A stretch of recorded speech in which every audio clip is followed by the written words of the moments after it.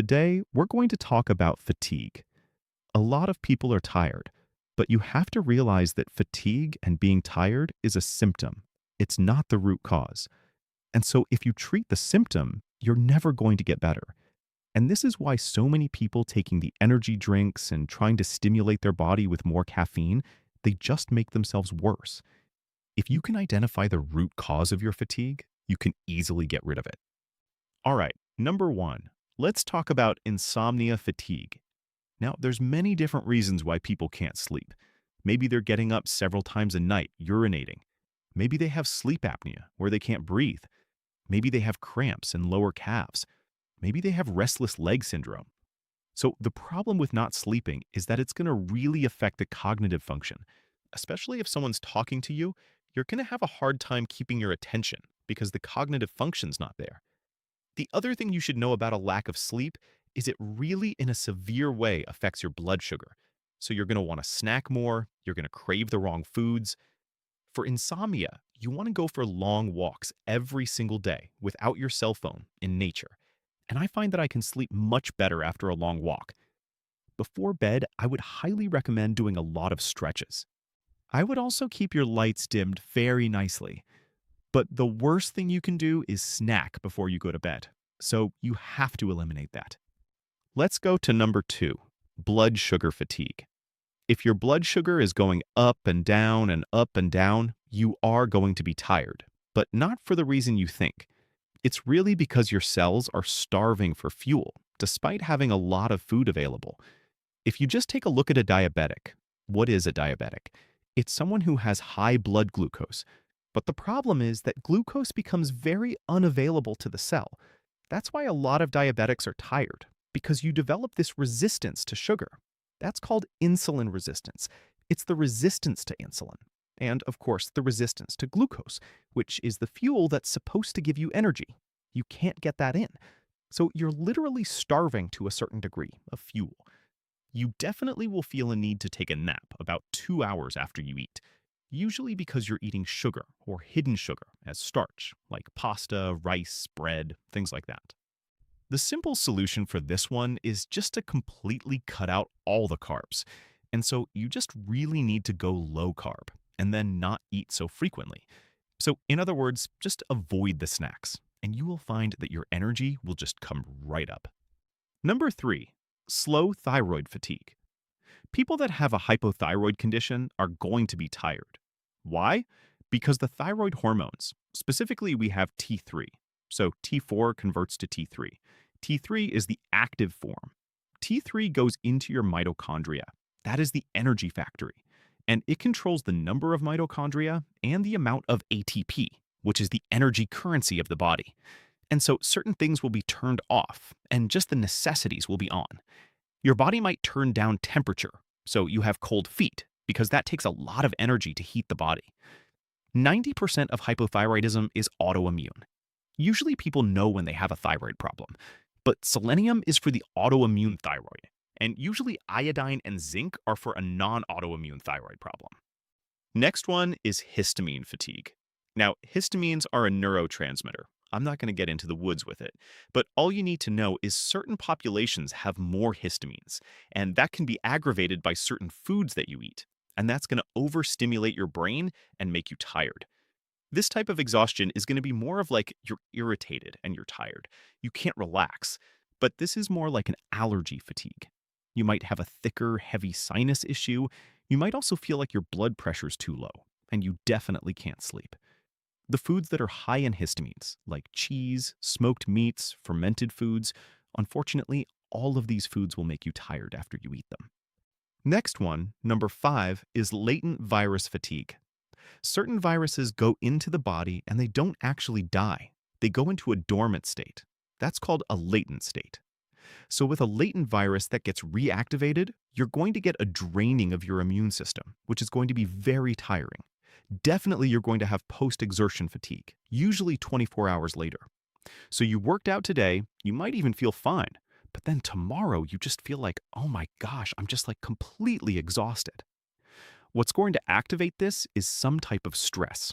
Other things that can bring it on are low vitamin D levels, eating too much junk food can do it. So with this one, I always tell people you must do something to reduce your stress, whether it's going on vacation, a lot of vitamin D. You need to take at least 20,000 IUs of vitamin D3. Make sure it comes with the vitamin K2 and magnesium. Number 6. Salt and potassium deficiency fatigue. What's interesting about salt, or let's just say sodium, okay, and potassium, is that there is a pump in your body called the sodium-potassium pump that actually helps you generate voltage and electricity to power the nervous system and the muscle. So if you're deficient in either sodium or potassium, you're going to be tired, especially in your muscles. You're going to lack that get up and go, especially if you do any type of exertion. Why? Because you no longer have the charge in your battery. Your battery is dead. And this is why when people take more potassium, they have all this energy. Usually between both of these, a person's usually more deficient in potassium than salt, unless they're on a ketogenic diet, in which case when you go low carb, sometimes you flush out your salts and you need to increase your salt, or you're going to get keto fatigue. And with keto fatigue, you're going to feel weak. And when you take that salt, boy, it just perks you up. But typically, because people require so much potassium, way more than salt, like 4,700 milligrams, usually people just aren't consuming that much. They're probably not eating 4 or 5 avocados a day, or big salads. So by taking Taking more potassium, whether from food or an electrolyte drink that's high in potassium, you can dramatically increase your energy. And the other thing you need to know is when you're consuming a lot of refined carbohydrates, you're depleting your potassium right down to zero.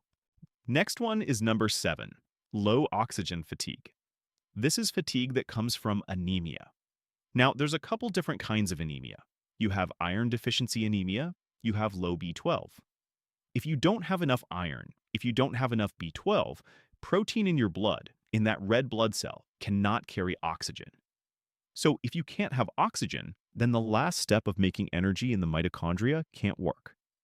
In many cases with anemia, unless you are a female that is menstruating, losing blood, that's when I would give that person iron from red meat or liver pills. Most people with anemia are lacking copper. That's right, copper, because copper helps regulate iron. But I'm just bringing this up because it's not just a simple answer of just take more iron to get more energy. Too much iron is really bad for the body, so you don't want to do that. Even in some situations, and I'm going to bring this up as a kind of exception, if you don't have enough stomach acid, if you have heartburn, acid reflux, and you're tired, what you need to do is take betaine hydrochloride as a supplement, and probably maybe 5 or 6 of them before each meal. Not only would your digestive problems vanish, but you can get your energy back. And so I didn't include that on the list, but lack of stomach acid can also make you tired. All right, number 8, low magnesium fatigue. That's right, magnesium deficiency can cause fatigue. We normally think about a magnesium deficiency as a cramp or tight muscles or insomnia, you can't sleep. And so many people are tired because they don't have magnesium, and they don't even have a clue because it's really hard to test for magnesium. A typical blood test looks at magnesium in the blood, but most of magnesium is inside the cells, so they're going to miss it if they do a typical blood test. It's difficult to determine if you're magnesium deficient unless you know how to test it. Most people are deficient, and magnesium is super important in a lot of different things. And so the solution is to take magnesium glycinate. I like taking it before bed because it helps you relax, helps the muscles, helps you go to sleep. Number 9, low B1 fatigue. B1 is one of the helper nutrients to extract energy.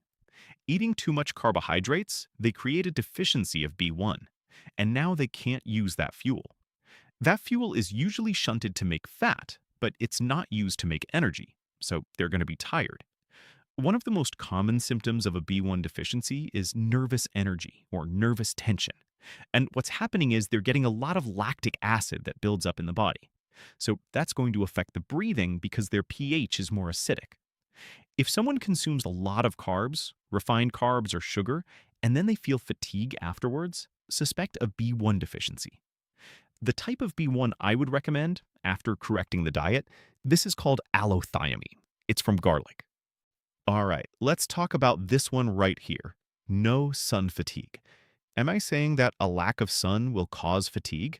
Yes, absolutely. Over 50% of the sun's energy is infrared. It goes into the mitochondria. It helps your mitochondria make more energy. But without the sun, you can be very, very tired. I mean, just take a look at any person that is inside way too much.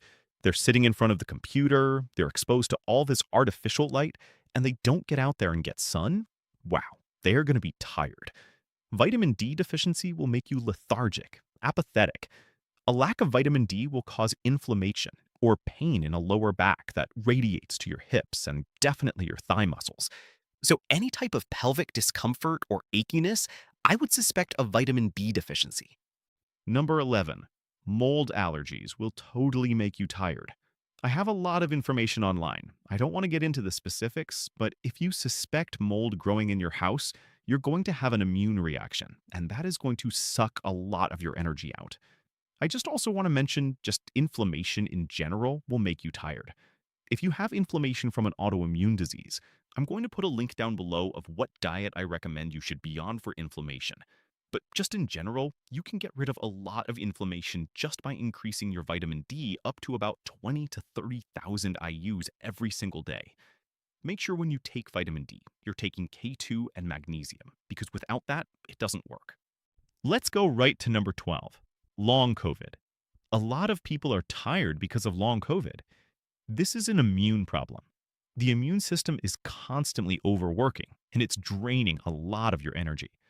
It's a feeling of being unwell, brain fog, decreased tolerance to bright lights or loud sounds, or even like stress in general. You get overwhelmed very easily.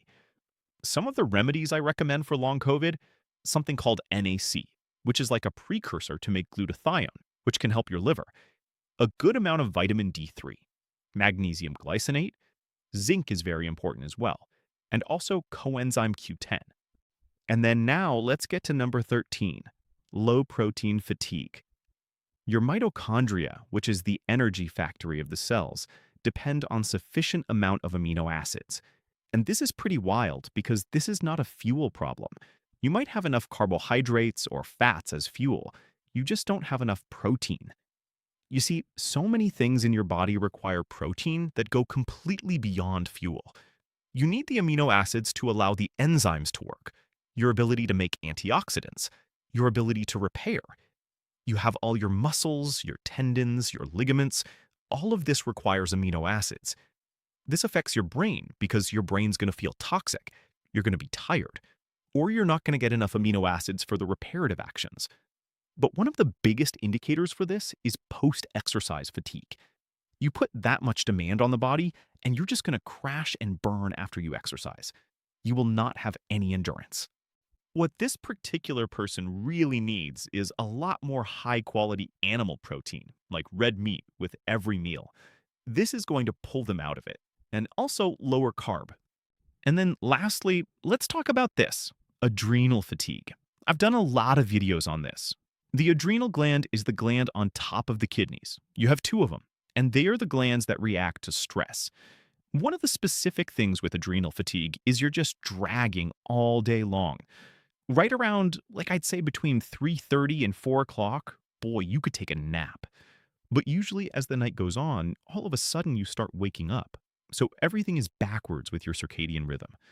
You're probably going to be craving salt, and actually taking more salt will help you. So more sea salt will actually calm the adrenals down, and you'll actually sleep better. So you might need a good electrolyte powder with potassium to help recharge the adrenals. Because with an overactive adrenal, you'll be depleted of potassium as well.